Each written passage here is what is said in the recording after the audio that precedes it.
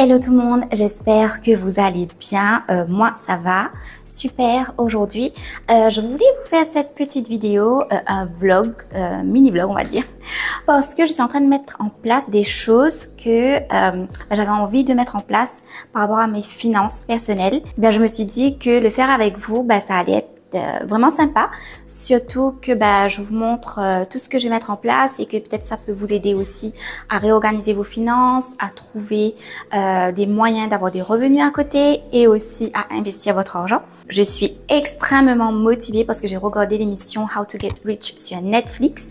Je connaissais pas du tout le présentateur Amrit. Il a une chaîne YouTube que je vais suivre d'ailleurs et il a donné de très bons conseils. Donc je vous ai fait un réel sur Instagram d'ailleurs, je sais pas si vous l'avez vu, mais je vous conseille vivement d'aller regarder cette émission. Je l'ai regardée en 2 jours seulement et depuis avant-hier j'ai mis plein de choses en place. Je vais vous expliquer étape par étape et aussi j'ai mis de l'ordre dans mon dressing, donc on va aller voir son état. Je vais vous expliquer qu'est-ce que je vais faire avec les vêtements, comment je compte avoir au moins 10 000 roupies avec ces vêtements et vous expliquer ce que je vais mettre en place. Donc là j'ai mon petit carnet, on va noter tout ça ensemble. Donc si ça vous intéresse, prenez votre petit café, votre petit thé, prenez un petit carnet et de quoi écrire parce que croyez-moi ça va être intéressant en fait, du moins j'espère.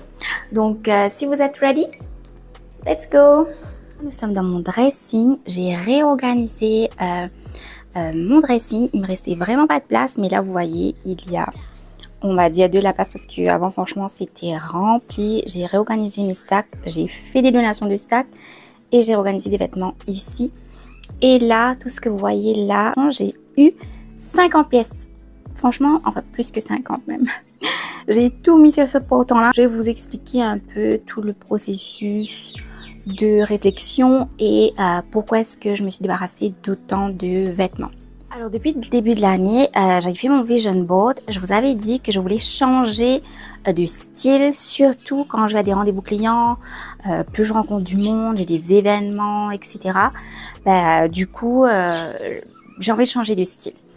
Et moi, ce qu'il faut savoir, c'est que j'ai une passion pour les vêtements. J'aime vraiment beaucoup les vêtements et je porte pas forcément tout le temps les mêmes vêtements. J'aime changer, j'aime avoir plein de nouvelles choses. Et vraiment, je dépense vraiment exclusivement mon argent sur les vêtements. Je ne fume pas, je ne bois pas. Donc déjà, ça fait beaucoup d'argent que j'ai en poche. Je sors pas forcément avec des amis en boîte. Enfin, ce genre de choses-là, je dépense pas du tout mon argent. Vraiment, dans quoi j'ai dépensé mon argent, c'est les vêtements. Et j'ai plein de vêtements qui sont neufs ou portés qu'une seule fois, mais que je sais que je vais pas les reporter. C'était juste parce que j'avais envie de les porter à ce moment précis. Je suis tombée sur une entreprise qui s'appelle Double Life. Vous emmenez vos vêtements là-bas. Ils regardent s'ils sont en bonne condition, s'ils sont tendance, s'ils peuvent les revendre. Ils les mettent dans le magasin et les gens viennent acheter. Et quand les gens achètent vos vêtements, eh bien, vous touchez les sous de la vente. Donc, ce que j'ai fait, suite à l'émission que j'ai regardée, franchement, je me suis dit, mais j'ai plein de vêtements que je vais jamais reporter et j'ai la flemme, je suis pas intéressée du tout à les vendre moi-même, d'aller sur Facebook, aller faire des livraisons, etc. Franchement, je suis pas du tout dedans. J'ai déjà fait une très grosse donation il y a à peine, je crois, 2 mois ou 3 mois. Une grosse donation parce que je voulais pas les vendre au fait. Et là, vu les vêtements que j'ai là, je veux pas les donner parce qu'ils sont neufs ou portés qu'une seule fois. Il y a plein de vêtements de marque, de Zara par exemple, que je me suis dit, je peux gagner un peu de sous sans rien faire au fait, juste les trier et réorganiser mon dressing et gagner de l'argent. Donc j'ai compté, j'ai 50 pièces. Donc comment ça se passe, c'est qu'il faut s'enregistrer sur le site web. Je vais tout mettre dans une valise. Ils vont voir ce qu'ils vont prendre ou pas. J'espère qu'ils vont presque tout prendre. Et ils vont mettre un prix dessus. Donc c'est eux qui décident du prix. Et une fois, donc on a 1 mois, il faut que je paye un frais, je crois que c'est 500 €. Enfin, je me rappelle plus du frais, mais en tout cas, plus vous avez des pièces, plus vous payez, parce que j'ai payé la location du magasin un peu, on va dire. Donc j'ai payé un frais et à la fin du mois, si mes vêtements étaient vendus, ils m'envoient les sous sur mon compte en banque.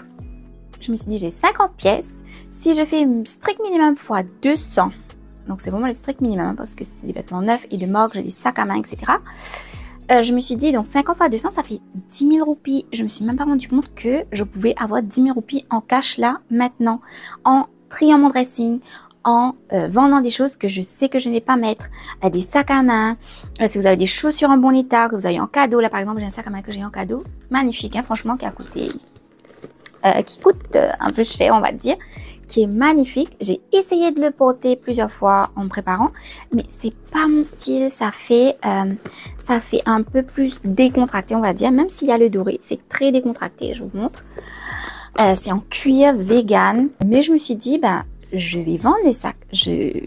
Quelqu'un d'autre l'aura à un très bon prix. Parce que là, je pense que le prix original de ce sac, je crois qu'il est dans les 1900 roupies, un truc comme ça. Donc, je me dis que quelqu'un peut l'avoir à moins de 1000 roupies, bien moins de 1000 roupies. Et du coup, je me suis dit, ben, minimum 10 000 roupies qui m'attendent, je pense. Ou sinon, franchement, si c'est 5000 roupies, même 5000 roupies, ce serait vraiment génial. Imaginez-vous tout ce que vous pouvez faire avec 10 000 roupies. Imaginez-vous tout ce que vous pouvez faire avec 5000 roupies. Si vous manque cet argent, si vous êtes à crédit, si vous avez besoin de faire un développement, si vous avez besoin de faire un truc dans votre maison, si, je sais pas moi, vous voulez payer quelque chose là tout de suite ou refaire votre garde-robe, franchement, 10 000 roupies, c'est vraiment intéressant. Donc moi, avec les sous, les 10 000 roupies, j'hésite entre soit acheter de très belles pièces parce que je veux refaire ma garde-robe comme des vestes, comme ça, ça coûte de l'argent, et des pantalons, peut-être des jeans, je sais pas, je vais voir. Ou j'hésite à placer cet argent pour gagner des intérêts dessus.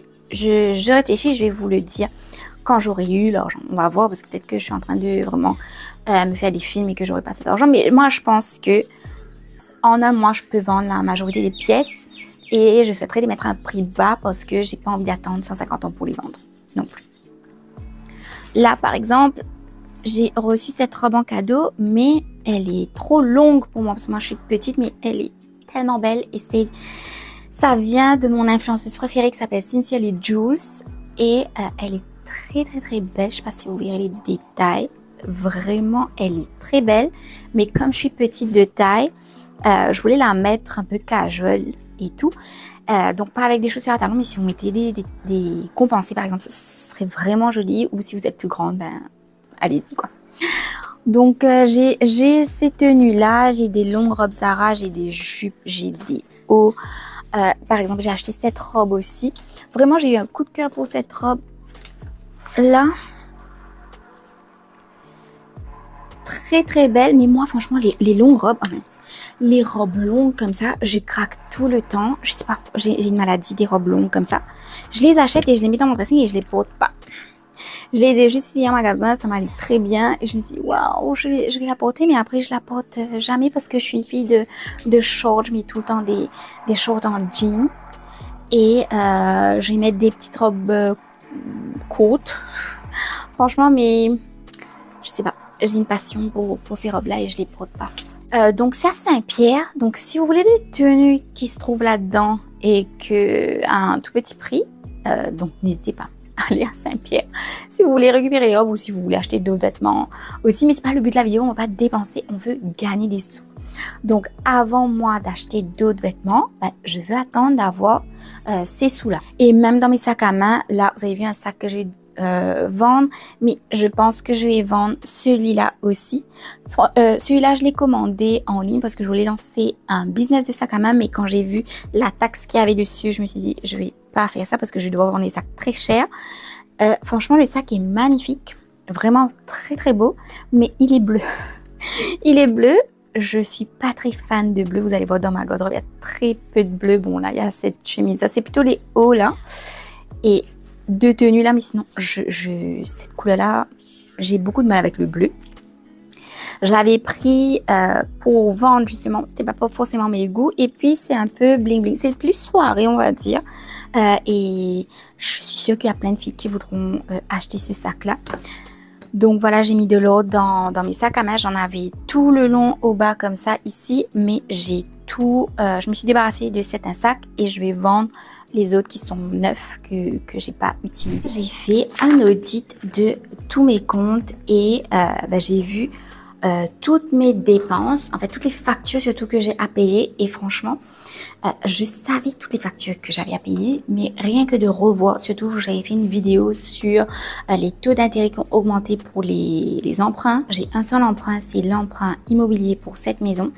je me suis dit, il faut trouver un moyen au plus vite de rembourser ça. Et ensuite, j'ai vu que les dépenses qui sont énormes, c'est mon assurance médicale, l'assurance médicale de mon père. Ça fait beaucoup, mais c'est des choses qu'on est obligé de payer. Donc vraiment, ça c'est quelque chose que je conseille pas du tout d'arrêter. Il y a des personnes qui disent oui, mais je vais claim peut-être 1 ou 2 fois, on est jeune, etc. Une opération chirurgicale vraiment bénigne, à mon mari, ça avait coûté 250 000 roupies. Donc, allez voir où vous allez trouver 250 000 roupies. Ou sinon, vous allez à l'hôpital. Franchement, je ne conseille pas du tout toutes les histoires qu'on entend dans le secteur public. Donc, il y a ça. Ensuite, j'ai mon assurance vie. Donc, ça, c'est très bien mon investissement qui a payé nos billets d'avion pour Dubaï la dernière fois. Donc, ça, c'est quelque chose, au contraire, que je souhaite augmenter. Et ensuite, j'ai fait des achats sur ma carte de crédit. Donc ça, c'était pour le business. Au fait, j'ai des applications que j'utilise pour l'entreprise, que je paye sur ma carte personnelle parce que je les avais déjà quand j'étais freelance. Donc, qu'est-ce qui se passe, c'est que l'entreprise me rembourse. Donc ça va. Et puis, j'avais fait quelques achats sur AliExpress et que je dois rembourser. Donc, en ne regardant pas mes comptes, je me rendais pas compte que j'avais un crédit sur ma carte de crédit. Donc là, ce que je vais faire en priorité, c'est de rembourser la carte en priorité. Donc ça, c'est la première chose que je vous conseille. C'est par exemple, si vous vendez des vêtements et que vous avez 10 000 roupies, si vous avez une carte de crédit que vous l'utilisez, remboursez en priorité la carte de crédit parce que les intérêts sont plus forts sur une carte de crédit. Donc, tout ce qui est emprunt à moyen terme, les intérêts sont tout le temps plus élevés. Donc, croyez-moi, remboursez ces dettes-là. J'ai envie de prendre un plan de retraite. Au fait, pour ceux qui ont lu Rich Dad Poor Dad et pour ceux qui suivent un peu le travail de l'auteur, il ne conseille pas de prendre un plan de retraite. Et il conseille plutôt de lancer des business, investir dans l'immobilier, etc. Ce que je fais. Mais en regardant l'émission How to Get Rich, je me suis dit, ça coûte rien d'avoir un plan de retraite. Tu sais jamais ce qui peut se passer. Et j'ai vu que certains plans de retraite offraient des intérêts qui sont très intéressants si on contribue à un niveau assez élevé. Donc là, je me suis dit, ok, je veux bien prendre un plan de retraite. Ça va me permettre d'économiser pour plus tard. Ça va me permettre d'avoir des intérêts sur les économies. Mais aussi, je veux le faire pas comme un débutant, on va dire ça comme ça, mais je veux vraiment investir là-dedans. Donc, je vais prendre des rendez-vous dans la semaine prochaine, j'ai des formations en entreprise quasiment toute la semaine. Et cette semaine, je suis fully booked. Donc, ce sera dans la semaine du 15 mai. Je vais prendre un rendez-vous dans quelques assurances. Je pense que je vais prendre une journée. Je vais aller dans quelques assurances qui sont renommées pour voir quel est le meilleur plan de retraite. Donc ça, c'est un conseil que je vous donne, c'est de toujours comparer. Franchement, moi, j'ai contacté les meilleures assurances de l'île Maurice. Il y en a 2, on connaît tous. Je suis avec une de ces assurances-là. Mon assurance médicale, c'est pourri, mais l'assurance de mon père, service grave pourri. Mais j'avais eu quelques devis d'assurance qui étaient vraiment à leur avantage. Donc, il faut comparer. Croyez-moi, c'est pas un nom qui va faire que vous serez mieux loti. Donc, faut bien faire vos recherches. Donc, c'est ce que j'ai fait. Je vais prendre une journée pour aller aborder les rues de Port-Louis, certainement, ou de Roseville, pour aller voir tout ça. Et ensuite, qu'est-ce que j'ai fait? Donc, j'ai listé mes objectifs de savings. Donc là, comme vous le savez, j'ai un Emergency Fund qui couvre 6 mois de dépenses pour mon mari et moi-même. Donc, ça rend vraiment juste pour 6 mois. C'est vraiment juste. Maintenant, dans l'émission, on disait que, voilà, c'est pas trop bon non plus d'avoir plein d'argent en banque. Enfin, plein d'argent, c'est relatif. Comme je vous dis, c'était très juste. Mais si on a beaucoup d'argent en banque, c'est qu'on a peur. On est une personne qui est peureuse, qui prend pas de risques. Et c'est pas ce que je veux. Et surtout, vu la dépréciation de la roupie qui fait que continuer, vu l'inflation des prix, etc., votre argent perd de la valeur.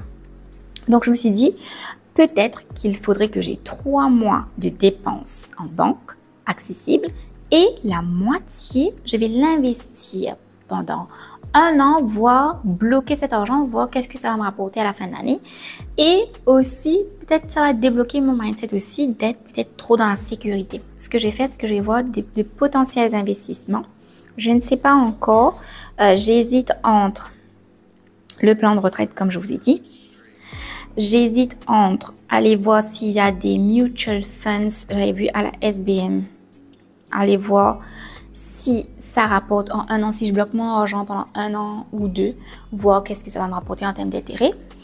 Ou j'hésite aussi à investir, c'est plutôt prêter de l'argent à des entreprises ou des individuels. Vous savez, il y a le peer-to-peer lending, j'en ai déjà parlé, c'est prêter votre argent à travers un organisme, bien sûr, qui est professionnel, enregistré, etc. Prêter de l'argent à travers eux et je vais toucher moi des intérêts sur les sous que j'ai prêtés. Donc, à voir. Je vais voir les risques potentiels aussi. J'ai pas envie de... Parce que c'est mon emergency fund, j'ai pas envie de le perdre. Parce que ça m'a coûté quand même de l'économiser. Donc, je vais voir ça. Donc, je vais voir certaines entreprises. Il y a FunKiss et FinClub. J'avais déjà contacté le marketing manager de FinClub pour lui demander si vous voulez pas que je fasse une vidéo là sur leur service parce que je trouvais ça intéressant. Mais il m'a répondu avec un gros il m'a dit va sur le site web, tu auras tout dessus. Je suis allée sur le site web, j'ai rien compris. Donc il était pas très sympathique, donc j'hésite à voir. Et ensuite, qu'est-ce que j'ai vu? Oui, donc les activités, donc mes revenus. J'ai fait un audit de mes revenus, de voir quelles sont les activités qui me coûtent le moins de temps et qui me rapportent le plus d'argent. Et aussi, j'ai vu quelles sont les activités que je ne souhaite plus faire parce que ça me prend trop de temps sur le développement de mon business et qui potentiellement pourrait me faire avoir plus de revenus. Comme ça, je pourrais investir plus. Donc, j'ai fait ça aussi. Je vous conseille de le faire aussi. Essayez de voir si vous avez un side hustle, par exemple. Est-ce que c'est très peu d'argent que vous gagnez par rapport au nombre de temps que vous passez dessus? Je pense aux gens qui font du MLM, marketing de réseau. Est-ce que ça vaut vraiment la peine de se donner autant de mal pour gagner si peu d'argent? Est-ce que, au contraire, vous avez une activité à côté de votre job et que vous voyez que si vous mettez à plein temps là-dedans, que vous pouvez gagner beaucoup plus que votre job? Donc, il faudrait investir plus de temps dans cette activité-là, plutôt que dans votre job, tout simplement. Donc, préparez votre démission et vous lancez pleinement dans cette activité-là. Donc, moi, c'est ce que j'ai fait et je me suis rendu compte qu'il y a des activités que je ne souhaite plus faire. D'ailleurs, j'avais quelque chose à faire aujourd'hui que j'ai annulé parce que ça me prend trop de temps pour pas les revenus que je souhaite avoir. J'ai une liste. Je vous conseille aussi peut-être de la faire. C'est qu'est-ce que vous voulez vraiment. Donc moi j'ai mis work less, produire plus de contenu, faire plus de vidéos sur YouTube, faire plus de contenu sur Instagram parce que vraiment je galère de fou parce que je dois monter toutes les vidéos moi-même, les produire, faire les textes. Enfin je fais tout moi-même. C'est très difficile. Ensuite, j'ai mis plus de liberté parce que oui, je suis libre de me réveiller à l'heure que je veux. Je ne travaille pas les vendredis, je l'ai décidé, etc. Mais comme j'ai une agence, les clients, on a des demandes de dernière minute, on a des reviews. Je dois tout le temps dans le coin, oui. Donc, je veux plus de liberté. Et je veux lancer un prochain cours qu'on m'a énormément demandé. Donc, je vais travailler dessus. Il faut que je réorganise mon temps. Et voilà, donc j'ai pas mal d'autres choses aussi que j'ai notées. Mais bon, on va jamais terminer cette vidéo sinon. Mais voilà, donc voilà ce que je vais mettre en place là les 2 prochaines semaines. Donc la semaine prochaine, vendredi après-midi, je vais déposer les vêtements pour les vendre. La semaine qui va suivre, je vais aller faire des recherches sur les potentiels investissements, plans de retraite, mutual funds et investir et prêter de l'argent par exemple. Et ensuite, je dois rembourser ma carte de crédit que j'ai fait aujourd'hui. Et donc voilà, j'ai mis tout ça en place et j'espère que je suis sur une bonne lancée. Je vais vous tenir au courant sur Instagram. Je ferai des stories quand je vais déposer les vêtements. Je ferai une story quand je vais aller faire des recherches sur les plans de retraite, etc. Si j'ai assez d'informations que je me sens assez convaincue, je vais vous faire une vidéo peut-être de comparatif de ce que j'ai pu trouver d'intéressant et dans quoi est-ce que je vais investir.